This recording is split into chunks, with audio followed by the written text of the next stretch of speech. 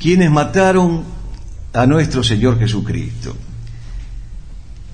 Para responder a esta pregunta con fundamento y con solvencia, no hay que tener respuesta propia, no hay que tener una respuesta ocurrente, imaginativa, creativa. Hay que escuchar la respuesta contenida en los evangelios. Una respuesta antigua y más de 2 veces milenaria, pero respuesta perenne, respuesta vigente, por aquello que el mismo Cristo nos ha enseñado: los cielos y la tierra pasarán, pero mis palabras no pasarán. Abramos pues las páginas del Nuevo Testamento para escuchar atentamente esta respuesta. En el Evangelio de San Juan, Cristo se dirige a los judíos para decirles: por ventura no os dio Moisés la ley, y sin embargo ninguno de vosotros la guarda. ¿Por qué me queréis matar?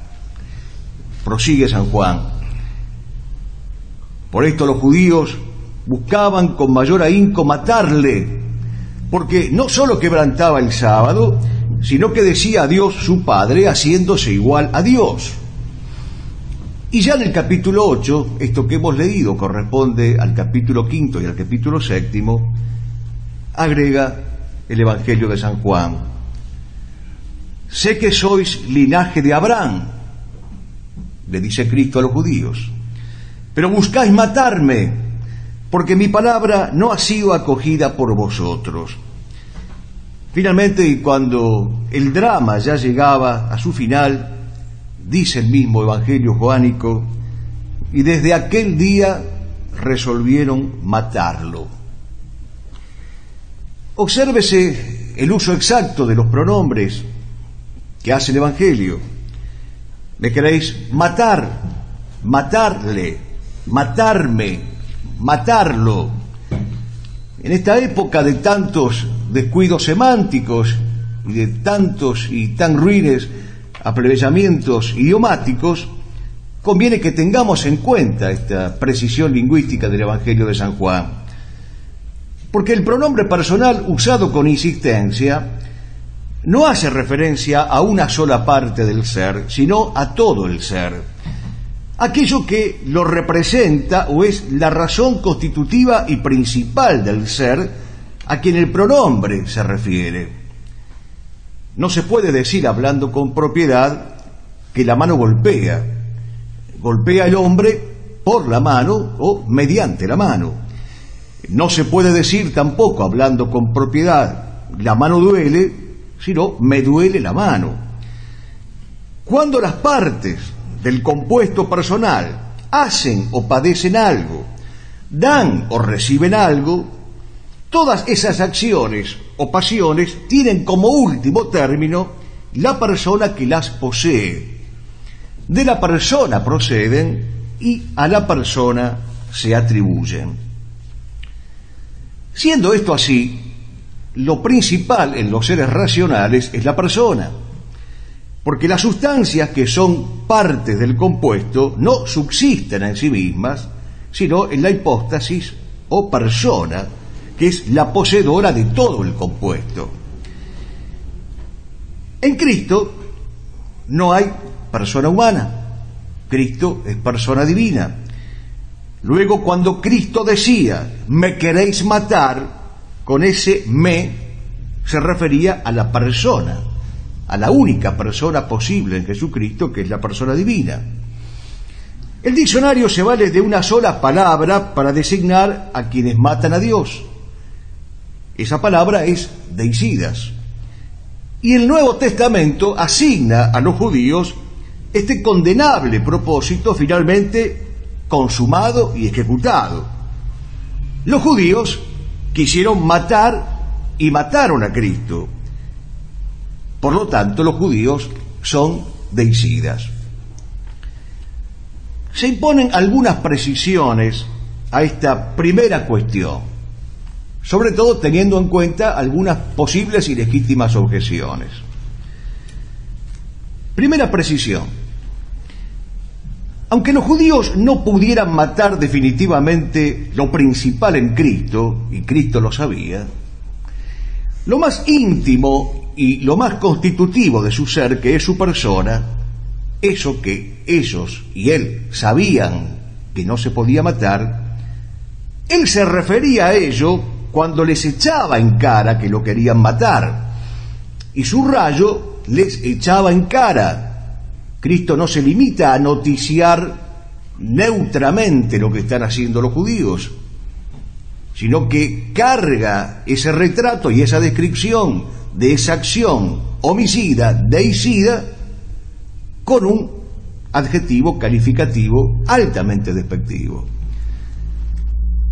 Eso era lo que los judíos querían hacer: matar a Cristo, a su persona divina, matar a Cristo porque Cristo era Dios. Siendo Cristo una sola persona, uno el principio o sujeto que obra y padece, a él, a ese sujeto y a esa persona hay que referir todas sus acciones y todas sus pasiones, porque de esa persona parten y en esa persona terminan. Segunda precisión.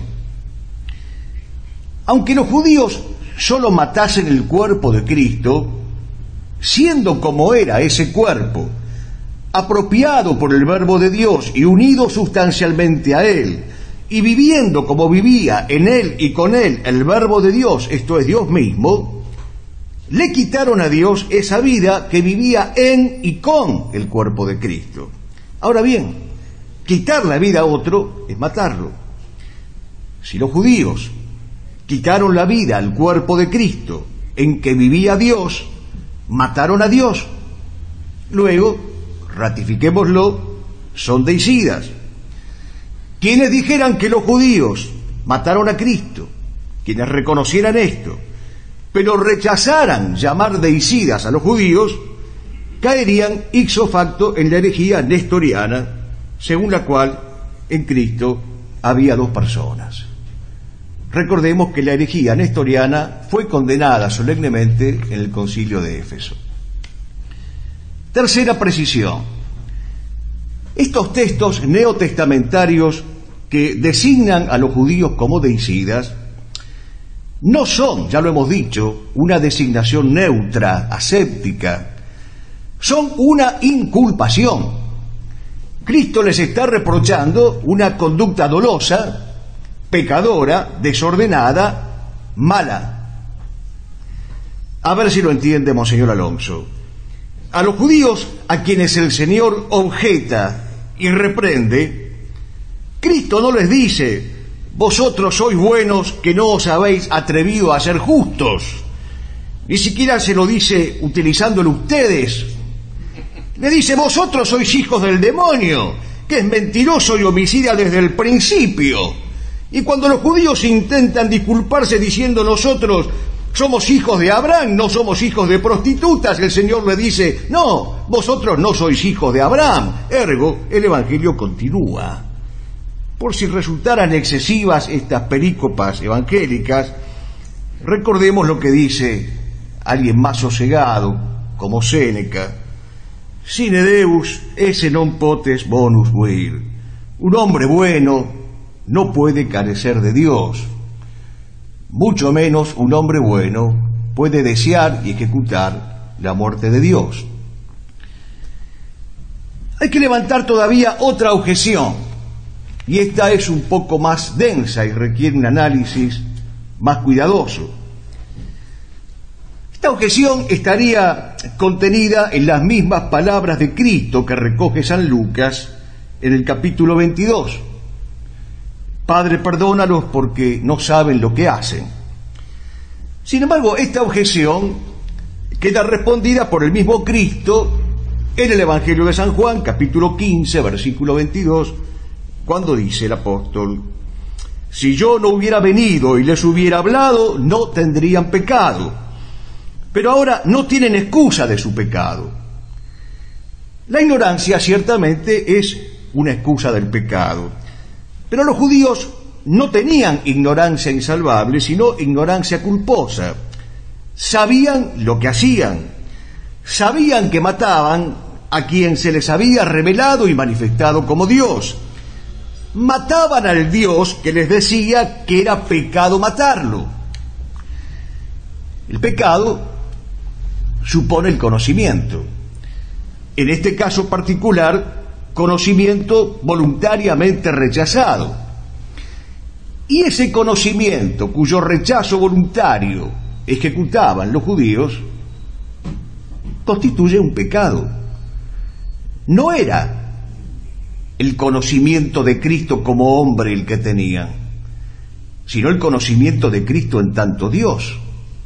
Por lo tanto, desconocer ese conocimiento es pecaminoso. Te apedreamos porque tú, siendo hombre, te haces Dios. También lo dice San Juan en el capítulo 10. Que los judíos tenían conocimiento de que Cristo era Dios se prueba con los mismos textos evangélicos. Pero yo tengo un testimonio mayor que el de Juan, porque las obras que mi Padre me ordenó hacer, esas mismas obras que hago, dan testimonio acerca de mí, de que el Padre me ha enviado. Juan 5:36. Si yo no hago las obras de mi Padre, no me creáis. Mas si las hago, ya que no me creéis a mí, creed a mis obras, para que sepáis y entendáis que mi Padre está en mí y yo en mi Padre. Juan 10:36. Los judíos tenían y debían tener entonces el conocimiento necesario y suficiente para reconocerlo como Dios y como Mesías, porque Jesucristo jamás les habló para probarles que era hombre, siempre les habló para probarles que era Dios. ¿Cómo y por qué los judíos debían tener ese conocimiento cuya falta o cuyo desconocimiento, valga la paradoja, los hacía culpables ante Dios?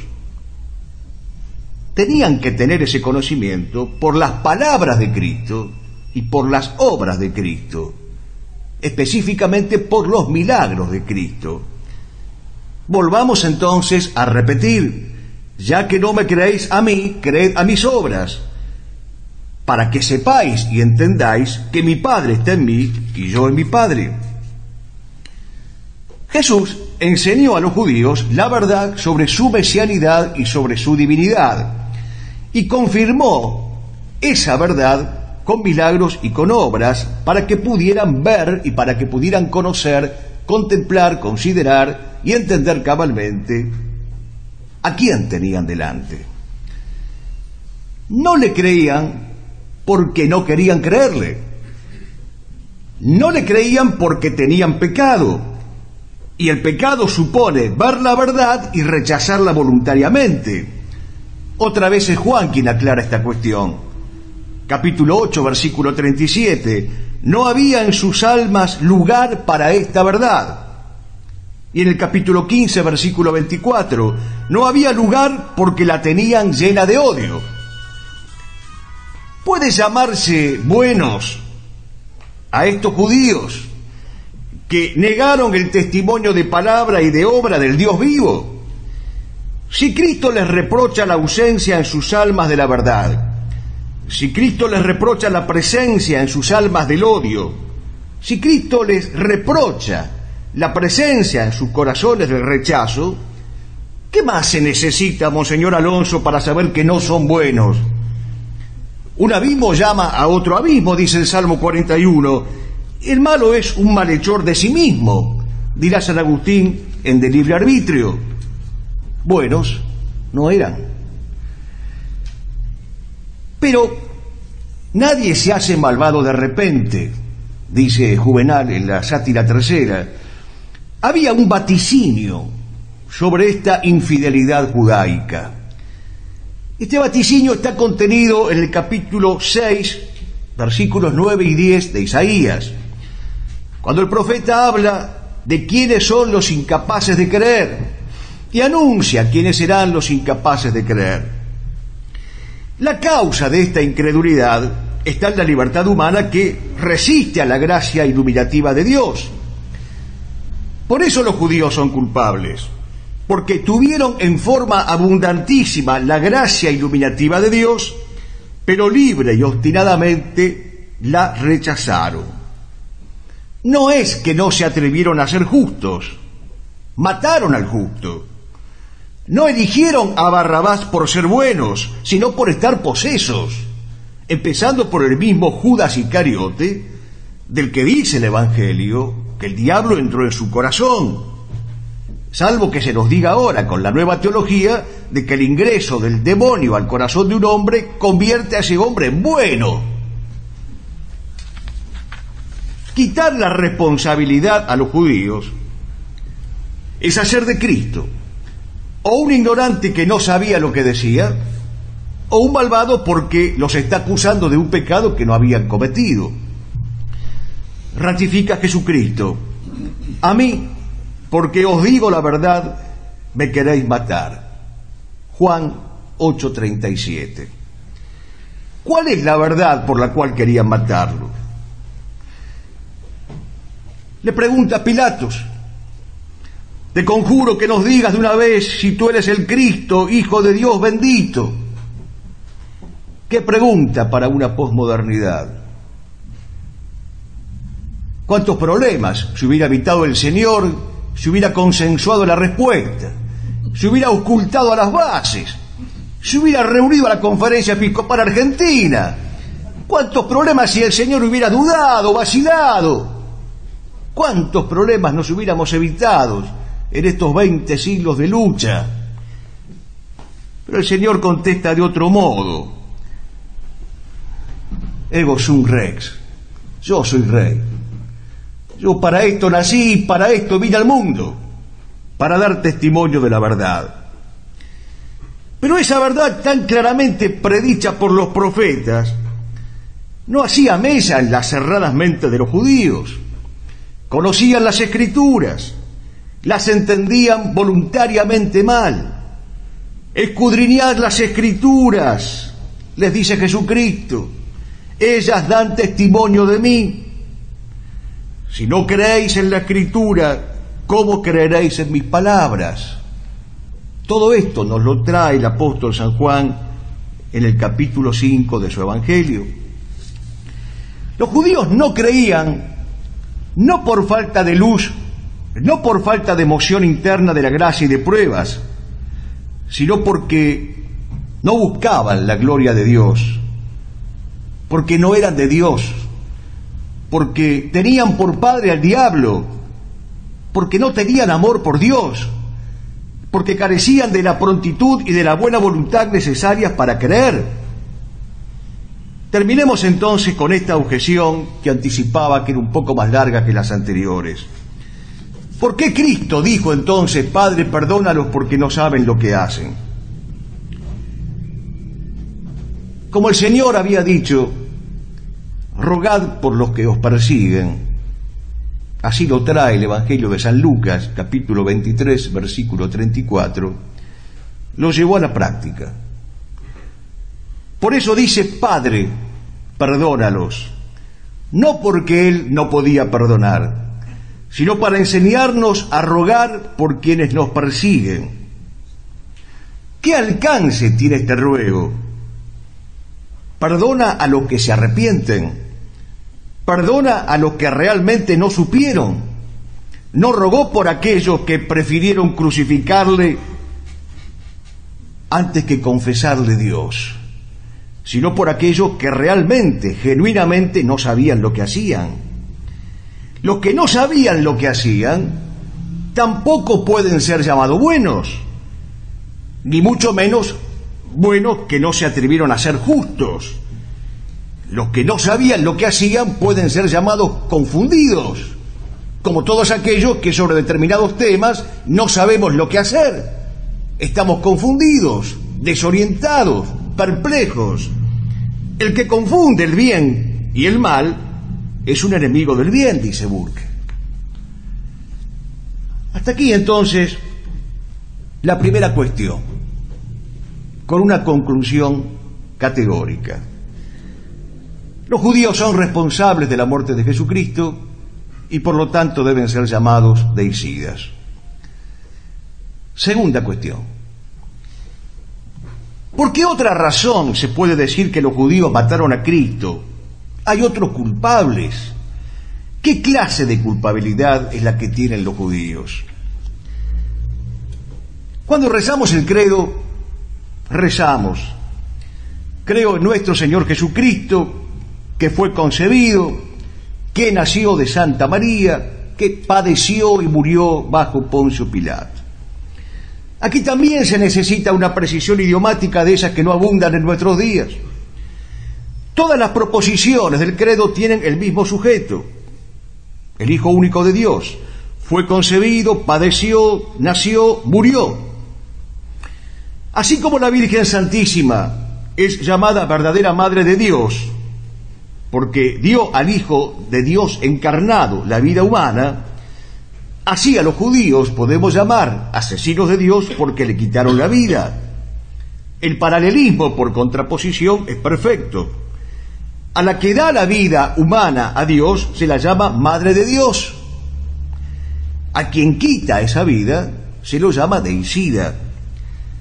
Recordemos que si se objeta una de las proposiciones del credo, ya caemos en herejía.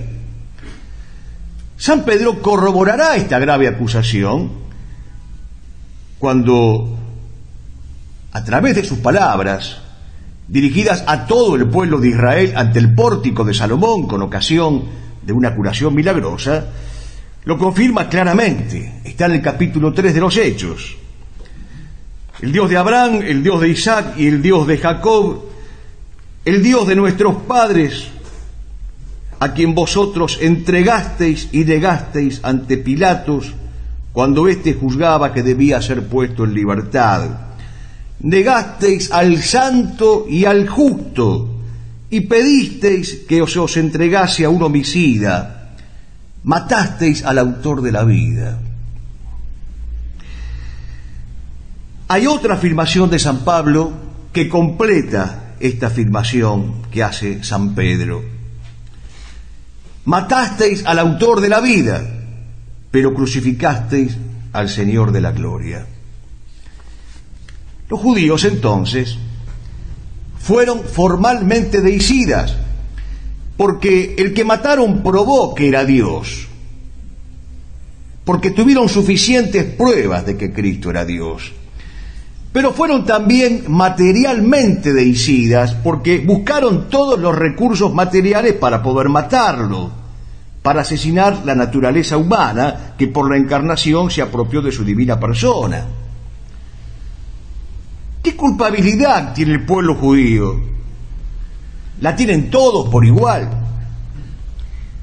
La discutida, confusa y por momentos equívoca declaración Nostra Aetate del Concilio Vaticano II, de la cual se cumplen este año 45 años de promulgación, en este punto concreto que acabamos de preguntarnos, responde en la línea de la tradición, aunque lamentablemente después se aparta de la misma.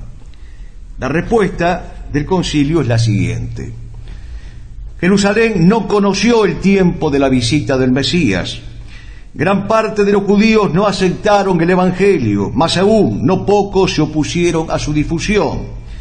Las autoridades de los judíos con sus seguidores reclamaron la muerte de Cristo. Sin embargo, lo que en su pasión se hizo no puede ser imputado indistintamente a todos los judíos que vivían entonces, ni a los judíos de hoy.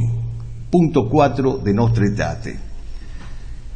Hasta aquí, esto es lo que siempre se enseñó en la Iglesia, y lo que permite discernir los buenos de los malos, los justos de los injustos, pero no vinculados al deicidio, que es siempre malo e injusto, y obra de malos e injustos, sino discernir la proporción y la responsabilidad de la culpabilidad hebrea.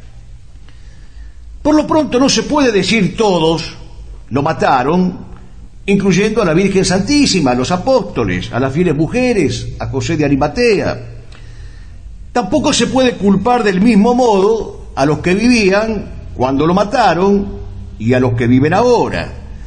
A los que vivían entonces e intervinieron positivamente, activamente, y a los que vivían entonces e intervinieron pasivamente, subalternamente. ¿Qué extensión o qué restricción hay que darle a esta afirmación para que no sea ni excesiva ni deficiente? Pues bien, esto es lo que omitió el Concilio Vaticano II decir. Más que al número, hay que atender a la representatividad, a la presencia y a la vinculación del pueblo de Israel con la causa por la cual mataron a Jesús. Representación, presencia y vinculación. Esta es la triple distinción que nos enseña a hacer el padre Núñez en su libro Los Deicidas. Veamos qué significa culpabilidad por representación.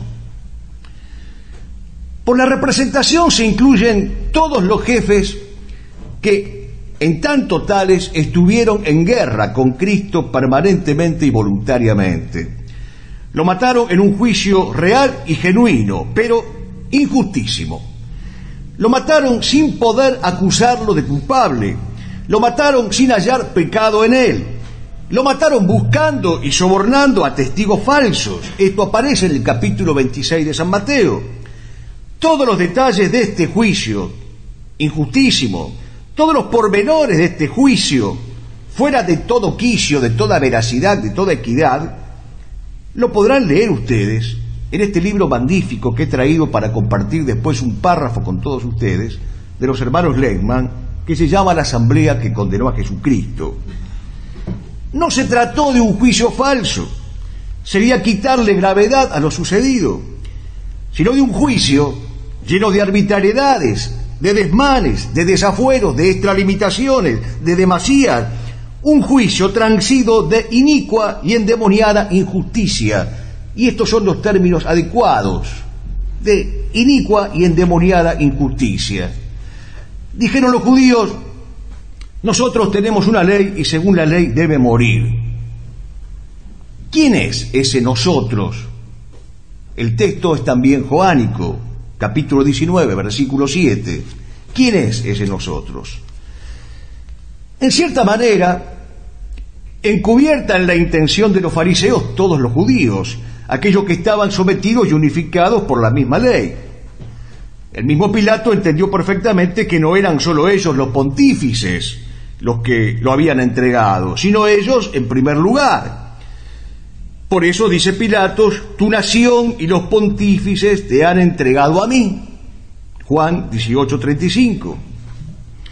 Como se ve, quedan incluidos en una misma acusación y en una misma responsabilidad, pero separando.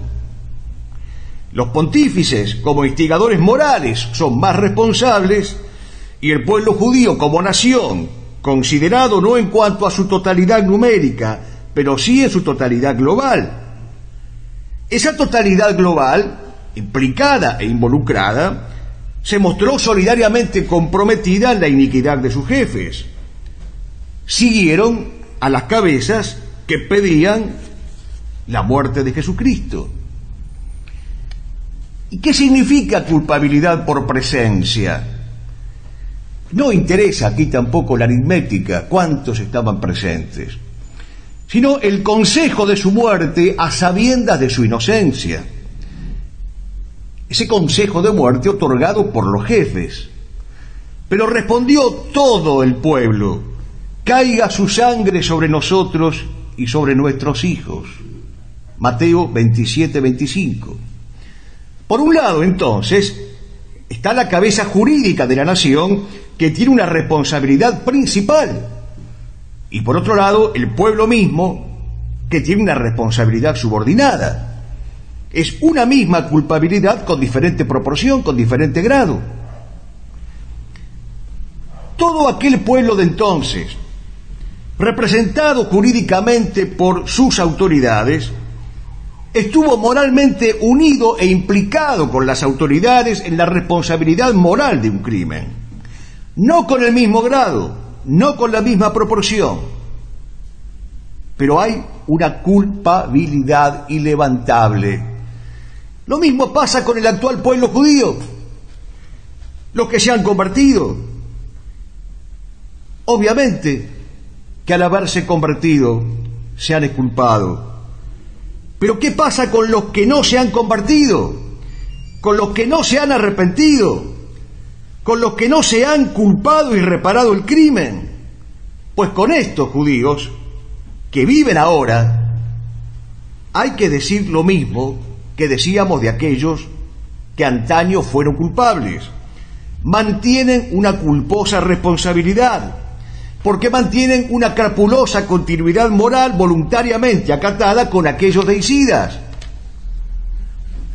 En cuanto al vínculo, también el pueblo actual, que aunque disperso por todo el mundo se considera unido con aquel y formando un todo con aquel, en virtud de la obediencia y sujeción a la misma ley fundamental, queda incurso de alguna manera en idéntica responsabilidad moral, mientras no se desligue positivamente, públicamente, de aquel vínculo que los hizo a ellos y los hace a aquellos criminales. Caiga su sangre sobre nosotros y sobre nuestros hijos. El pueblo judío fue formado por la ley que les dio Dios. Con esa ley los constituyó pueblo. Con orgullo quisieron seguir buscando su propia justicia en la ley, en lugar de buscarla en la fe en Cristo y recibirla de Dios por medio de la fe en Cristo, según los designios del mismo Dios. Por eso San Pablo dice que con Cristo murió la ley, Romanos 10:4, pues siendo Cristo el fin de la ley, caducó con su venida. La ley solo habría de durar hasta que se cumpliera la promesa. Cristo libró a todos de esa ley para que todos, reconciliados con Dios, constituyeran la Iglesia, el único y definitivo pueblo de Dios. Dijo entonces Pilatos: yo soy inocente de la sangre de este justo, allá vosotros.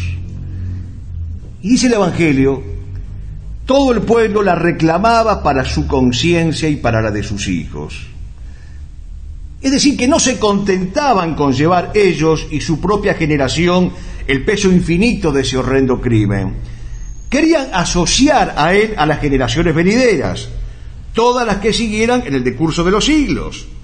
Y repetimos, en tanto y en cuanto esas generaciones venideras no abjuren de esa involucración culposa, seguirán siendo los titulares y los protagonistas de esa culpa. Hasta el mismo Renan, que no era precisamente un príncipe católico, aunque comparado con los que tenemos en danza sí lo era, dice: si alguna vez hubo un crimen de una nación, un crimen evidentemente nacional, fue la muerte de Jesucristo.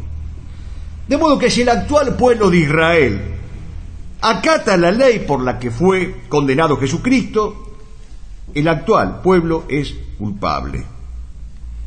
Hay que analizar entonces la culpabilidad judía a la luz de estas tres categorías: el vínculo, la presencia y la representación. Todo esto lamentablemente se cayó en el Concilio Vaticano II y los frutos de confusión no han cesado todavía. Tercera cuestión. Apliquemos principios elementales de metafísica a dilucidar la pregunta inicial. La esencia de la causa es causar o hacer. La causa se constituye en tanto causa por la relación causal que dice al efecto. De manera que según sea la razón de causar, tal será la causa. Las causas que pueden estar presentes en la muerte de Jesucristo son básicamente tres: la causa eficiente, la causa moral y la causa final. La causa eficiente física produce el efecto por su acción o influjo físico. En el caso que nos ocupa, el efecto físico es la muerte de Cristo, que fue producida materialmente por los soldados romanos, por los verdugos romanos. Ergo, los soldados romanos, los verdugos romanos, son la causa eficiente física del deicidio. La causa eficiente moral produce el efecto mediante una acción, algo que se imponga a la voluntad. En el caso que nos ocupa fue la presión que los fariseos ejercieron en el pueblo y en Pilatos. Ellos son los verdugos morales.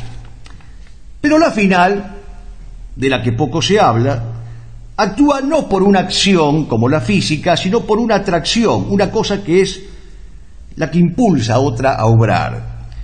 En el caso presente, es la propia bondad de Dios que le mueve a producir otra bondad, esto es la que existe en la ejecución de la misericordia divina sobre la humanidad pecadora. Esta bondad atrae o mueve a Dios a decretar la redención de Cristo y a ejecutarla. De modo que si vamos a buscar los buenos en la muerte de Cristo, el bueno por antonomasia, el bueno en singular es Dios. Y los únicos buenos posibles de esta historia trágica son los que no quisieron matarlo, aquellos que asistieron como testigos dolientes al deicidio. Ciertamente, ellos son los buenos, horrorizados, escandalizados, contritos, pero lo son en la medida en que no tuvieron ninguna parte en ese crimen horrendo. Santo Tomás, en la Suma Teológica, en la cuestión 47, artículo 6 de la tercera parte, echa luz definitivamente sobre este punto. El pecado de los dirigentes judíos fue gravísimo, tanto por el género del pecado como por la malicia de la voluntad. Respecto al resto de los judíos, el pecado estuvo disminuido por su ignorancia, y con relación a los gentiles fue mucho más excusable, pues no tenían la ciencia de la ley. Agregando Santo Tomás una importante subprecisión: el pecado de los entregadores fue mayor que el de Pilatos, que condenó a Cristo por temor del César. Y aun que el pecado de los soldados, que le crucificaron por mandato y no por codicia, como Judas, ni por envidia y odio, como los príncipes de los sacerdotes. Aunque haya una ley que lo prohíba, es necesario discriminar. Esto es, distinguir. Esta operación particularmente noble de la inteligencia, que es jerarquizar y distinguir, hoy está prohibida por ley. Pero nosotros, al amparo de tantísimos abogados que habitan en este recinto, vamos a discriminar. Se suele decir a veces, con calculada equivocidad, que Cristo murió por todos. No nos referimos ahora a la discusión felizmente resuelta por Benedicto XVI acerca del promultis. Nos referimos ahora a que Cristo habría muerto por culpa de todos nosotros.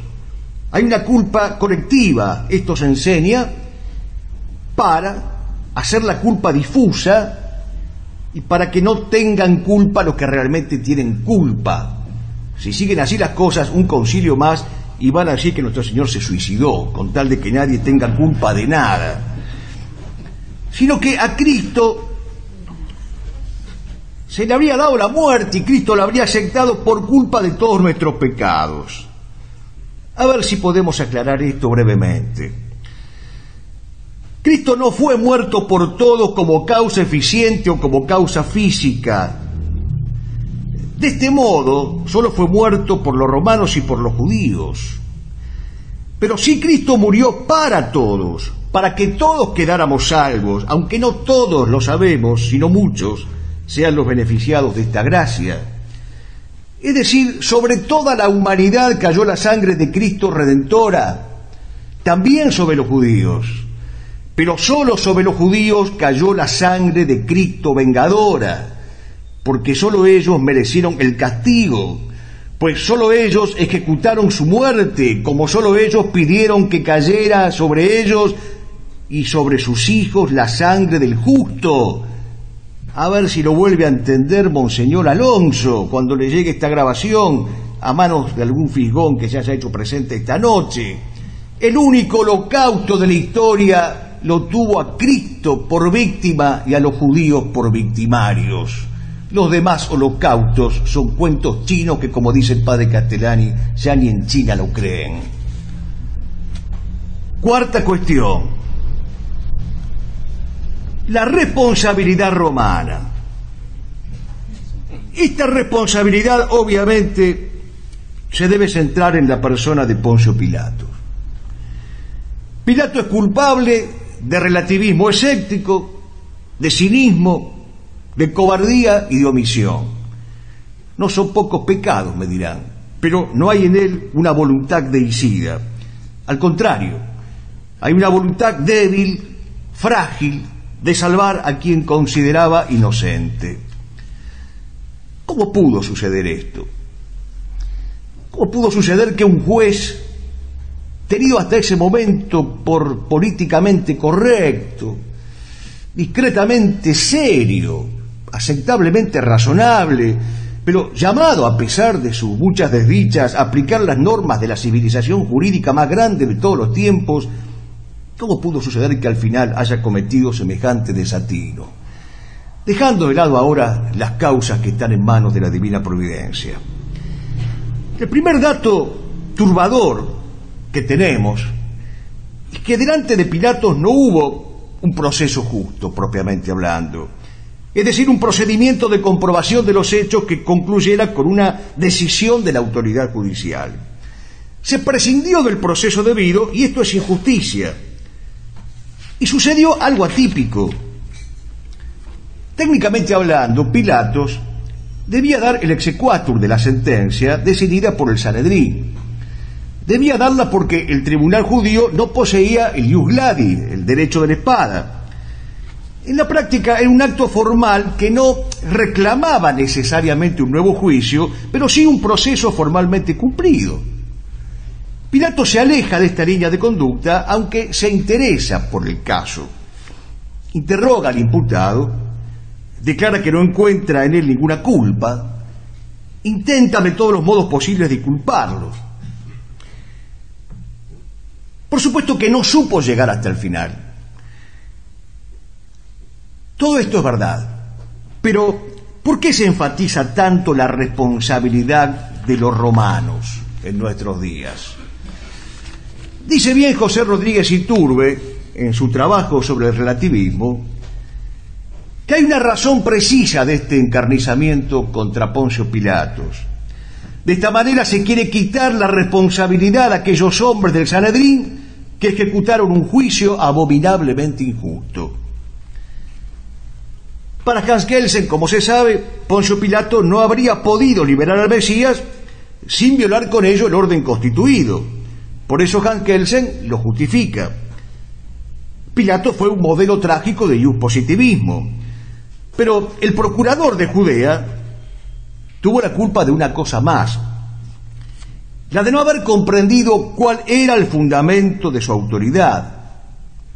Pilato es víctima y verdugo del formalismo jurídico, es decir, de la incapacidad de prevalecer la justicia sustancial, la verdad sobre la caparazón vacía de la ley de los hombres.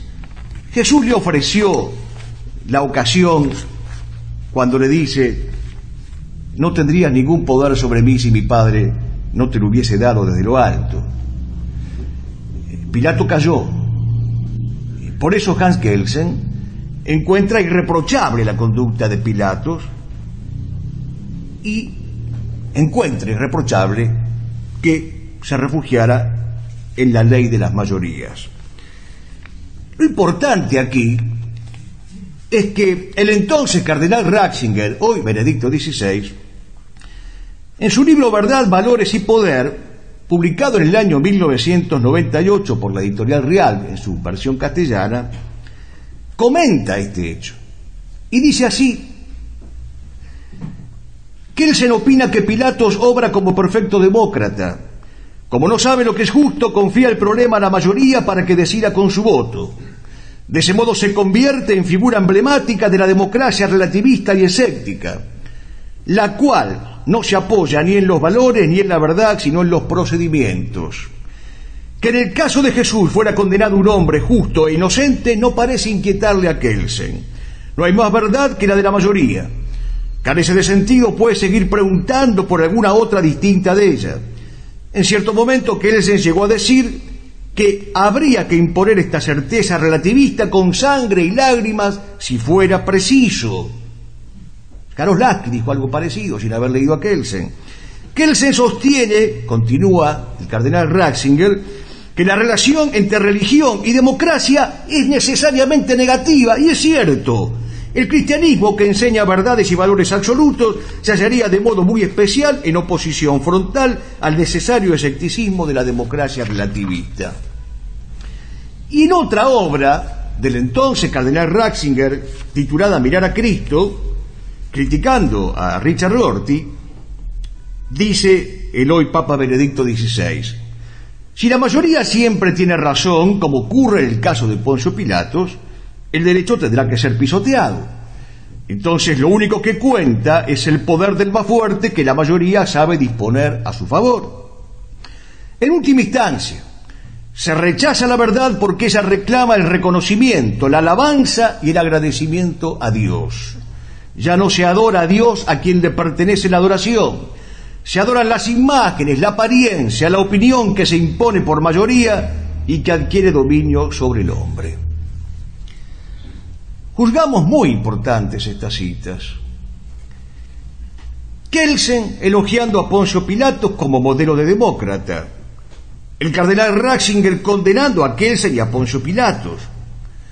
Kelsen marcando la diferencia insalvable entre la democracia y la religión. El cardenal Ratzinger asintiendo.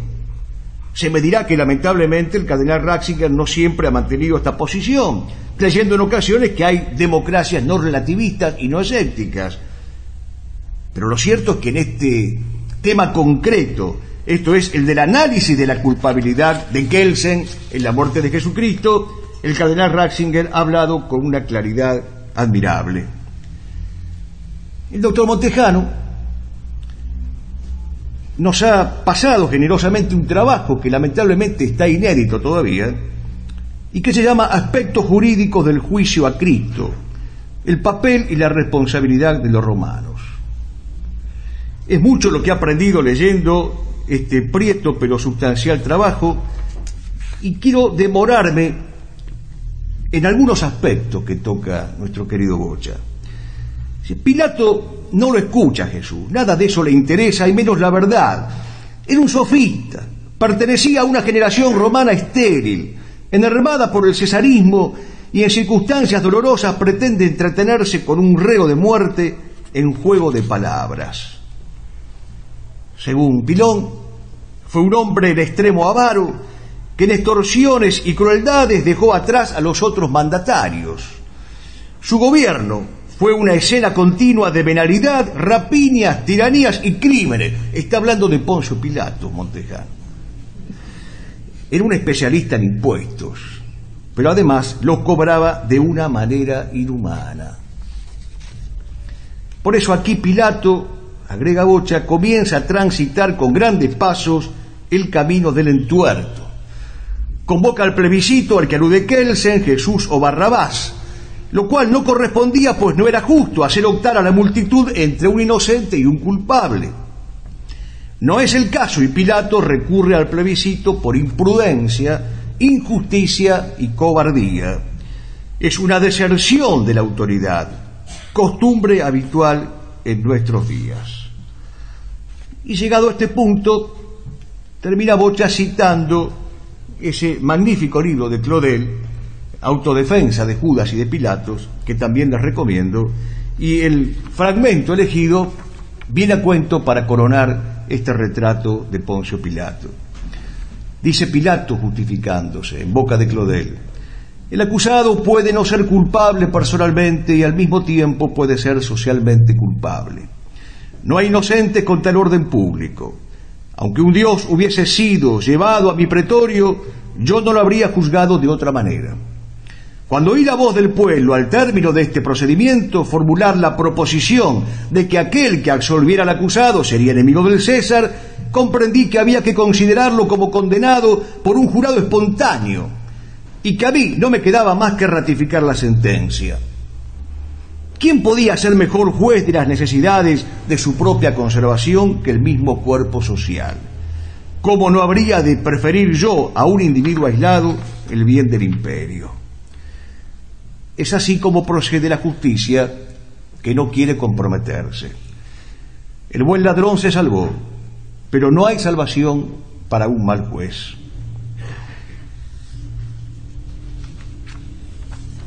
Termina diciendo Montejano, y me ha parecido el aspecto más emocionante de este trabajo: ¿qué hubiera sucedido si Pilato hubiera escuchado la verdad de boca de quien es el camino, la verdad y la vida? La historia, querido Bocha, es historia de lo que fue, no de lo que pudo haber sido. Nos hubiera gustado que Pilato se convirtiera al cristianismo, pero le pasó lo que usted mismo dice. Pilato se hubiera enterado del programa de Jesús, las bienaventuranzas. Pilatos no conoció las bienaventuranzas. A Pilatos también se le puede aplicar las palabras de Saint-Exupéry: la justicia consiste en honrar al depositario a causa del depósito, en el mismo grado que me honro a mí mismo, porque refleja la misma luz, por muy poco visible que sea en él.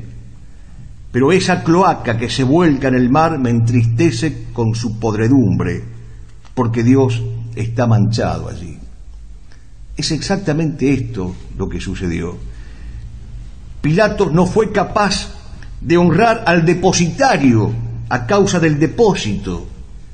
Es más, se confundían en Cristo el depositario y el depósito. Yo soy el camino, la verdad y la vida.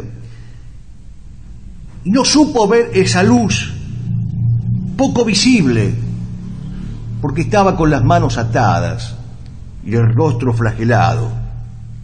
Y entonces prefirió esa cloaca que se vuelca en el mar, que es la mayoría democrática, la opinión pública, la mitad más uno. Dios está manchado allí. La democracia mancha hasta el mismísimo Dios. Pilatos entonces fue causa instrumental de la muerte de Cristo. Tampoco fue bueno, Monseñor Alonso, ni un bueno que no llegó a ser justo, ni ninguna de las baladronadas proferidas en nuestros días. Fue un demócrata. De él, ha dicho Papini, le fue concedido en aquel día único de su vida contemplar la verdad que podría resucitarlo y hacer de él un hombre nuevo. No supo contemplar esa verdad porque estaba con pobres paños. Su nombre, por eso, será conocido, aunque infame y maldito, por los siglos de los siglos. Giovanni Papini, Historia de Cristo. Llegamos así a la última cuestión. Deseo finalmente enunciar, solo enunciar, una serie de problemas que no pueden ser tratados ahora y que posiblemente tampoco puedan ser tratados por mí, sino por especialistas en la materia. Pero en conciencia creo que no puedo abandonar esta clase sin hacer una serie de enunciados.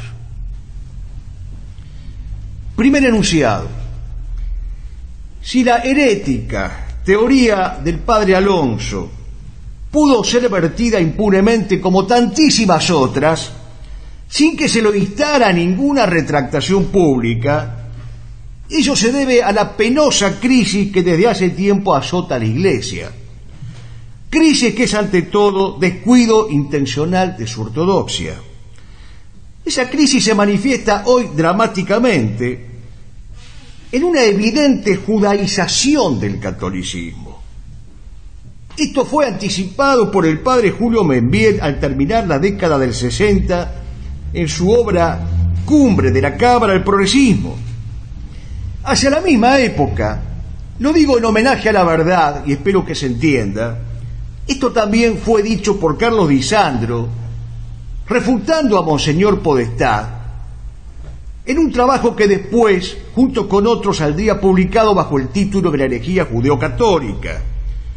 No necesito aclarar que no comparto la posición sedevacantista del doctor Di Sandro, pero sí necesito aclarar, nobleza obliga, que el retrato de la herejía judeocatólica queda hecho de una manera solvente y sustentable.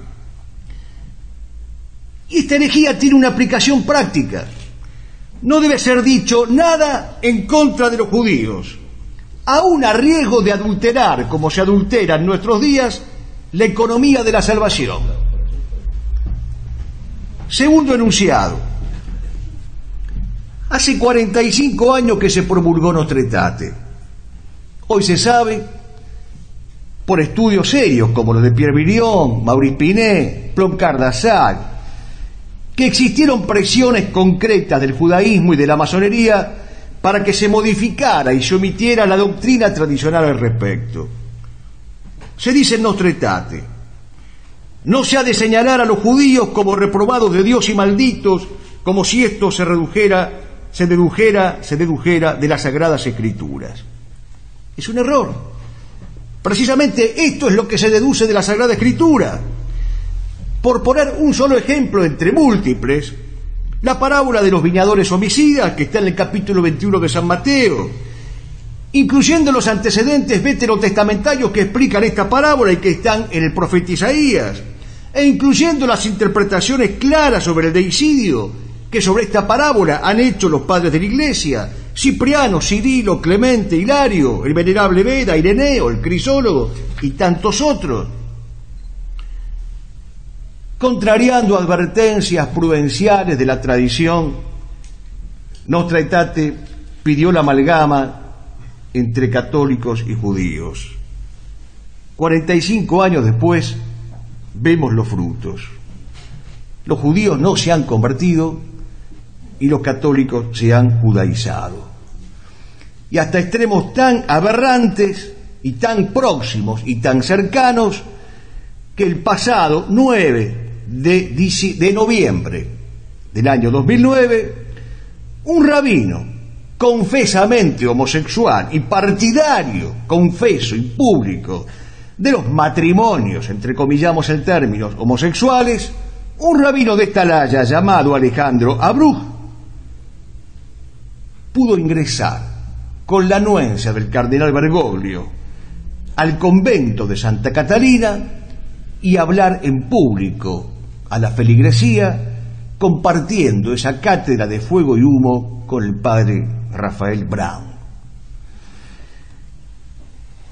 Es nada más que un ejemplo.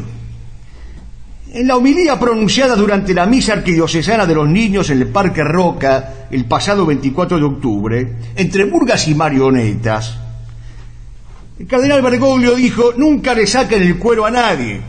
Si ustedes le tienen que decir algo a alguien, se lo dicen en la cara. Se lo estamos diciendo en la cara, cardenal Bergoglio, pero ¿cuál es la parte que no entiende?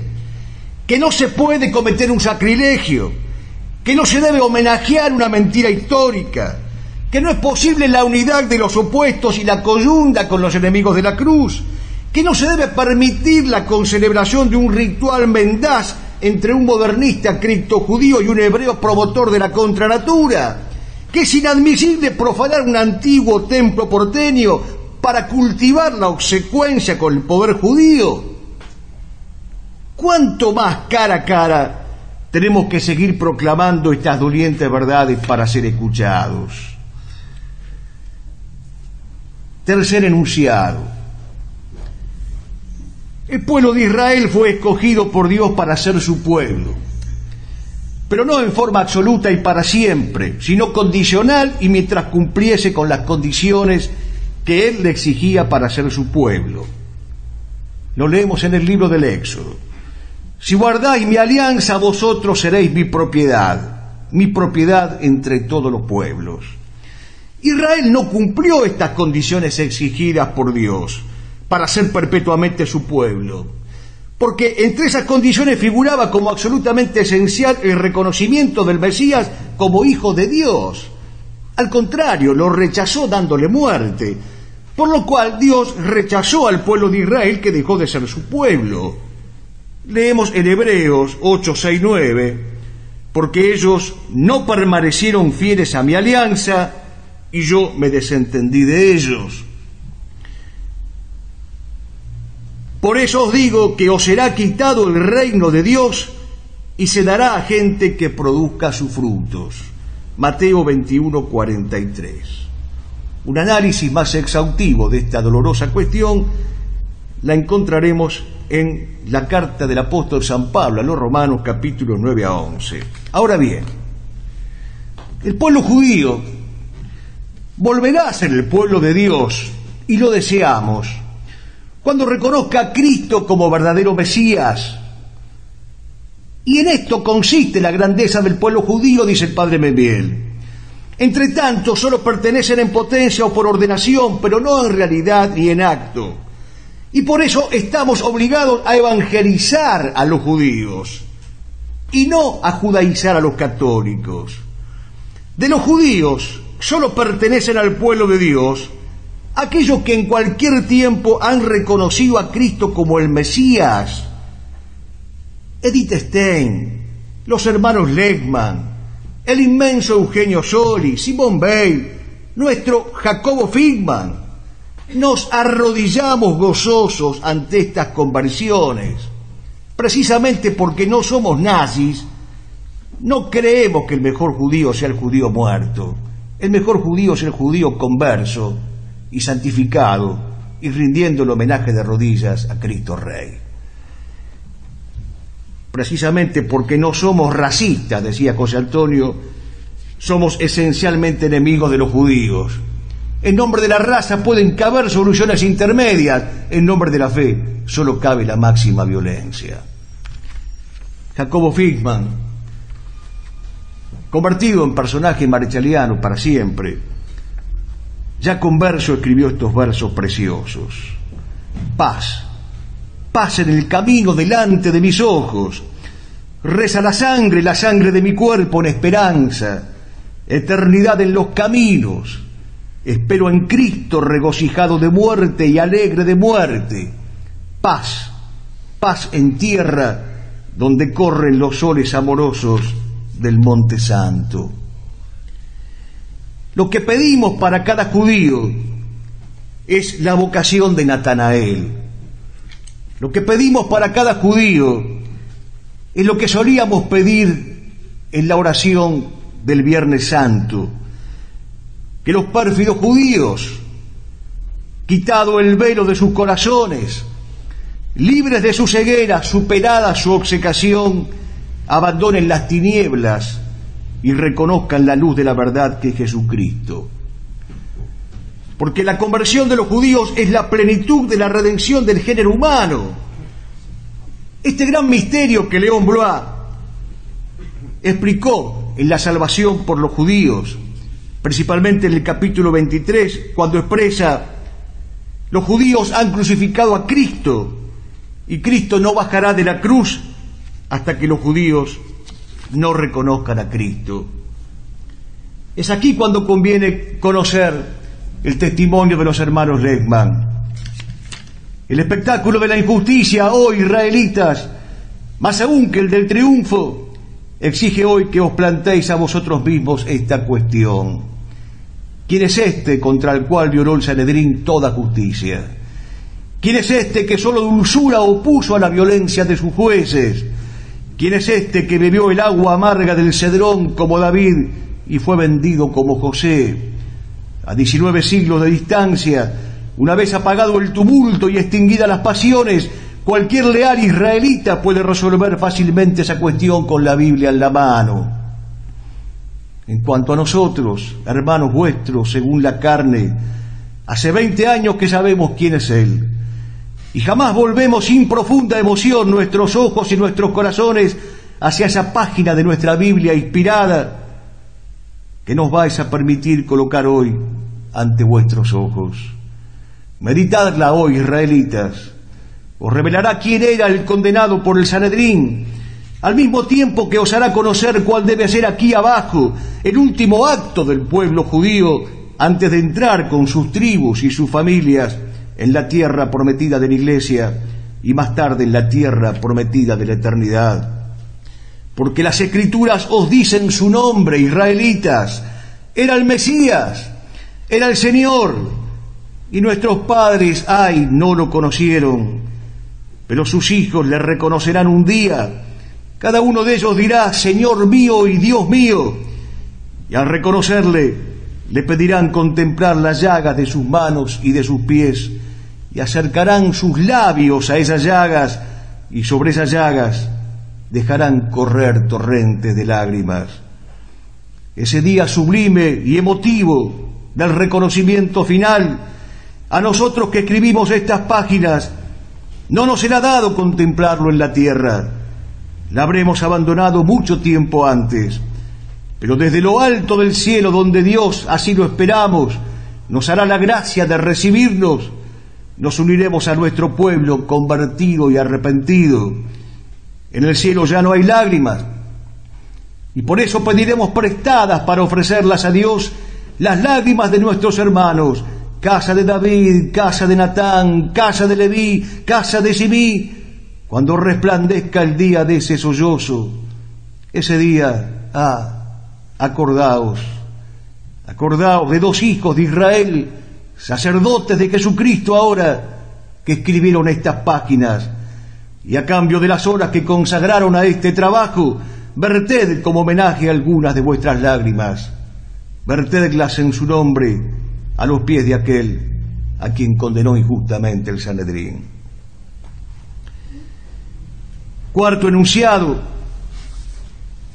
debemos rezar por el Santo Padre, para que en este tema crucial Dios lo asista con particular lucidez y coraje.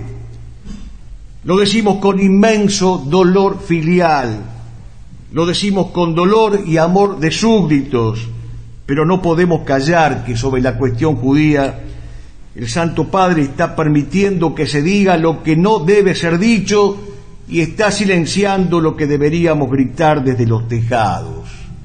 Estará muy bien que se condene la pedofilia, pero también hay que condenar la judeofilia y no practicarla puertas adentro como se practica. No debe escandalizarnos esto que estoy diciendo en este momento, porque en el capítulo 2 de la carta a los Gálatas ya aparece Pedro obrando mal por temor a los judíos, y ante tamaña debilidad que afecta al timonel mismo de la barca, nosotros lo hemos imaginado a Cristo cayendo por 4ª vez. La tarde huele a sangre y a gemido. Arriba espera el monte abovedado, más hondo que la huella del arado, más seco que el ahogo de un latido. Ya estaba terminado el recorrido, pronto estaría todo consumado, pero advertiste el rostro de un pecado venidero y final como un crujido. La nave quiebra un mástil, se te aparta, navega hacia alta mar, le gritas mudo, y caíste la vez número 4. Mañana sonarán repiqueteos, pero hoy, tu viernes desolado y rudo, aquí estamos, Señor, tus sireneos. Pocos días atrás, uno de los invitados a concurrir a estas conferencias mandó un mail diciendo que no lo haría. Según él, el solo planteo me parece escandaloso, y leo entrecomilladamente el mail: el afán de intelectualizarlo todo es una manera de eludir la realidad. Aquí lo único escandaloso es que este anciano obtuso, este personaje que se autoencumbra como católico tradicional, se comporte como un marrano, omitiendo sistemáticamente en sus monsergas digitales toda acusación a la judeo-masonería como principal responsable de los males que aquejan a la patria. Jamás le hemos leído una palabra denunciando la sinagoga de Satanás, protestando los atropellos del sionismo, ni condenando a los hijos del padre de la mentira. Esto es lo escandaloso, su ausencia en todas las peleas contra el poder judío. No somos nosotros los que nos estamos evadiendo de la realidad, porque la realidad es que existe un clero ignorante, una de las llagas de Cristo, de las que habla Rosmini en las llagas de la Iglesia. La realidad es que existe un clero ignorante que dice las cosas que dice Monseñor Alonso impunemente. La realidad es que existe un cardenal primado que entrega a la Naibrit la Catedral de Buenos Aires y los templos para que sean profanados. La realidad es que existe un episcopado pusilánime incapaz de llamar a los deicidas por su nombre. Iglesia de Éfeso que perdió su primer amor. iglesia de Pérgamo que mezcló la doctrina, iglesia de la Odisea tibia, incapaz del sí, sí, no, no. La realidad es que la patria tiranizada lo está, porque quienes son sus tiranos son socios, son cómplices, son siervos de la judeo-masonería. El escándalo es no atreverse a decirlo y censurar a quienes lo queremos decir. El escándalo es llevar a los tribunales a quienes dicen la verdad, como se ha hecho recientemente como el señor Williamson, colocando una multa de $13.000, con lo cual los judíos están diciendo que por $13.000 se puede decir que son deicidas. Esto refleja una vez más que la imagen perfecta del judío es Judas Iscariote, que vendió a su maestro por plata. Si mañana un tribunal decidiera que un blasfemo de Cristo puede quedar absuelto pagando $13.000, nosotros deberíamos ser los primeros en escandalizarnos. Y esto ha sido considerado un juicio justo, un nuevo Poncio Pilatismo, un nuevo tributo al ius positivismo. A nosotros, queden claros, no nos mueve decir estas cosas, la defensa del Tercer Reich. No estamos reunidos aquí, como dijo Página 12, porque hoy es aniversario del nacimiento de Hitler.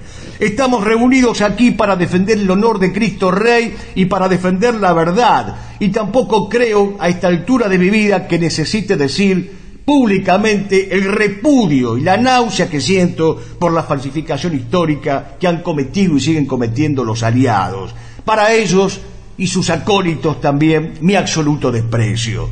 Lo que nos repugna es la vigente mentira, y la mentira instalada en el lugar en donde debería estar entronizada la verdad. Lo que nos mueve, en definitiva, es el amor a la cruz. Una vieja leyenda, la leyenda del judío errante, cuenta que entre los judíos que estaban agazapados en la multitud, en el Vía Crucis, había uno poseído de particular furia y saña. Cuando Cristo se cae, él lo empuja, le da un empellón y le dice: camina, camina. Y Cristo lo mira fijamente, amorosamente, y le dice: y tú caminarás hasta que yo regrese. Todo el oro judío no podrá contra el brío y la entereza sana de esta tierra que aún tiene desplantes de aldeana que a la hora de parida se va a lavar al río. Es inútil, judío. De cruces de maderas puede barrer los campos y los suelos. Nuestra cruz es el cruce de dos puros anhelos y no tiene volumen donde poderla herir. Nuestra cruz no es de piedra ni de leño. Nuestra cruz es de idea y geometría, de anhelo y poesía, y es inviolable como el sueño y es inmortal como la alegoría. Basta soñarla, basta con un trazo de espíritu o de luz. Donde exista un suspiro y un abrazo, existirá la cruz. Aquí, y por nosotros y por la gracia de Dios, existe el suspiro y el abrazo, y por eso existe la cruz. Y si existe la cruz, existe Cristo. Cristo vence, Cristo reina, Cristo impera. Que viva siempre, siempre Cristo Rey.